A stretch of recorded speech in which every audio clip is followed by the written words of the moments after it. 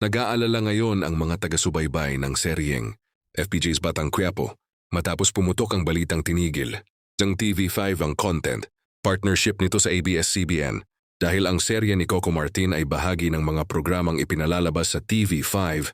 Maraming fans ang nagtatanong kung maaapektuhan ba ang regular na pagpapalabas nito sa kapatid network. Trending sa social media ang mga komento ng netizens na umaasang hindi mahihinto ang pag-ere ng kanilang paboritong primetime series.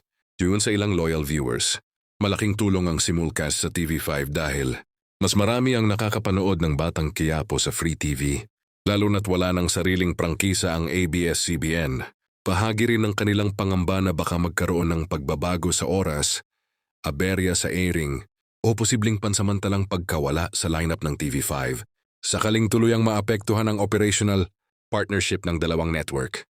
Hindi pa naglalabas ng opisyal na pahayag ang TV5 tungkol sa magiging kapalaran ng mga kapamilya programs na kasalukuyang nasa kanilang primetime block. Samantala, sinabi ng ABS-CBN na patuloy silang nakikipag-usap at tinutugunan yung MCE obligasyon upang hindi magkaroon ng aberya sa kanilang mga palabas tulad ng FPJ's Batang Quiapo na isa sa pinaka-pinapanood sa bansa. Sa gitna ng sitwasyon, nananatiling positibo ang ilang fans na hindi pababayaan ng ABS-CBN at ni Coco Martin ang kanilang mga manonood. Ilang insiders din ang nagsabing posibleng magkaroon lamang ng transition o pagsusuri ng schedule, ngunit hindi umano agad.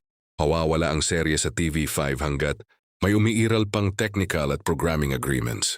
Habang wala pang pinal na anunsyo, umaasa ang publiko na mananatiling accessible ang Batang Quiapo sa TV5 at sa iba pang platforms.